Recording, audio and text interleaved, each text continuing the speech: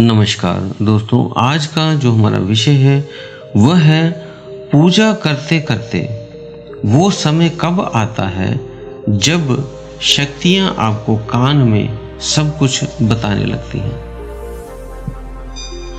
तो आप किसी का भी आप निवारण कर सकते हैं अगर आपके पास ये शक्तियां आ जाती हैं। आपको पहले ही पता होगा किस साधक, किस व्यक्ति को क्या समस्या है, उसका क्या सल्यूशन है, उसका हल क्या है, वो आपको पता लग जाएगा।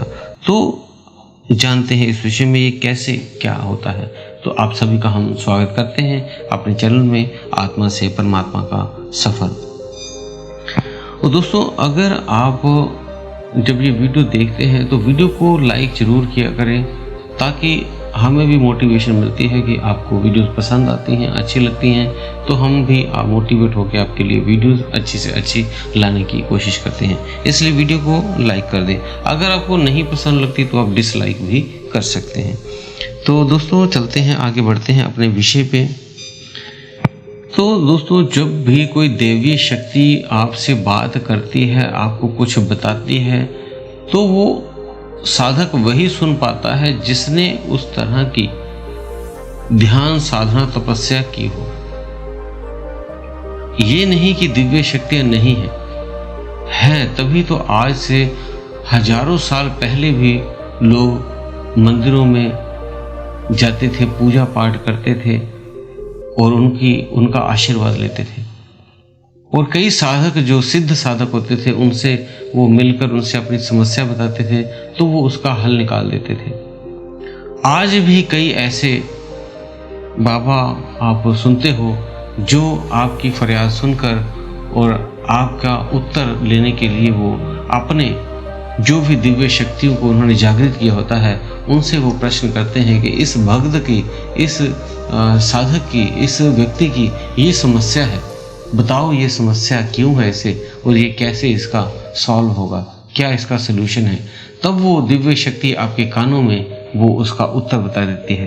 तो इस तरह से आप अभी भी देखते हो कई टीवी पे कई तरह के बाबा इस तरह के आ गए हैं जो इस तरह की चीज़ें बताते हैं, अपना पंडाल लगाते हैं और वहाँ पे लोगों की समस्याओं को सुनते हैं, उनका हल निकालते हैं।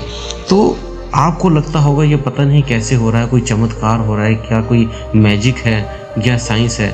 तो ये एक साइंस ही है, ये विज्ञान है जो आने वाले कई सालों बाद ये प्रूव हो जाएगा कि ये दिव्य शक्तियां भी हैं और ये काम करती हैं। तो इसके लिए जब भी कोई साधक इस तरह की चीज़ों को सुनना चाहता है तो वो काफ़ी गहरा भगत होना चाहिए, काफ़ी भावपूर्ण होना चाहिए, क्योंकि ऐसी शक्तियाँ उन्हीं को मिलती हैं जो बहुत ही गहरे साधक होते हैं, गहरी ध्यान साधनाएं करते हैं।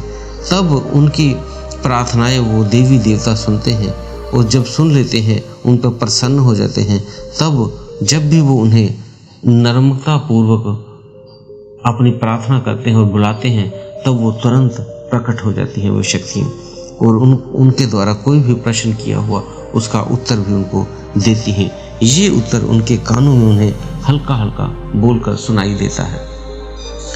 इन शक्तियों को प्रसन्न करने के लिए बहुत ही नियम है, बहुत ही कठिनाई से गुजरना पड़ता है, बहुत ही कठिनाई से साधनाएं करनी पड़ती है, मंत्र जप करना पड़ता है, शरीर को तपाना पड़ता है, तब जाके ये शक्तियाँ आपसे प्रसन्न होती हैं।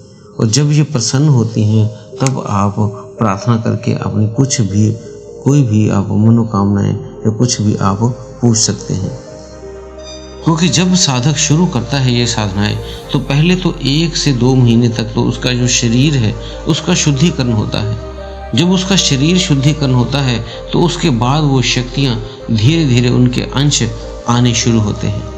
कुछ अंश आते हैं, पहले 1 अंश, फिर 2 अंश, ऐसे धीरे धीरे उनके अंश आपके समीप आते हैं।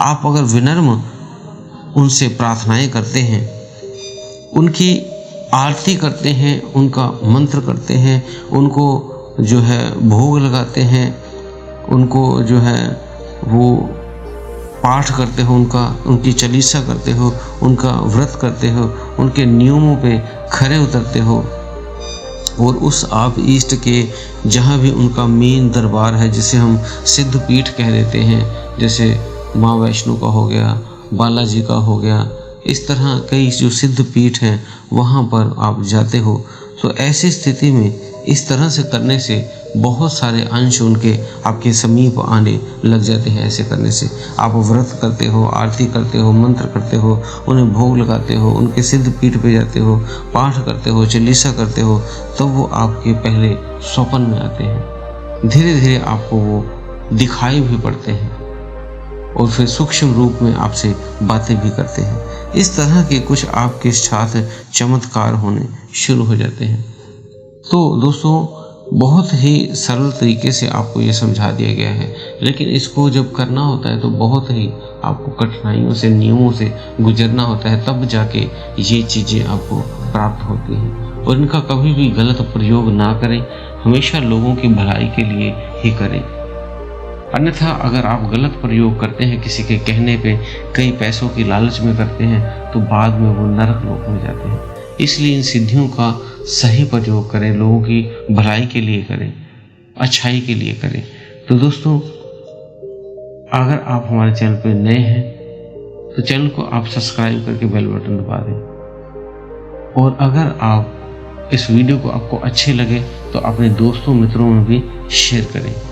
और भी कोई प्रश्न हो तो आप हमें कमेंट बॉक्स में लिख सकते हैं। तो दोस्तों, इसी के साथ हम विदा लेते हैं। धन्यवाद।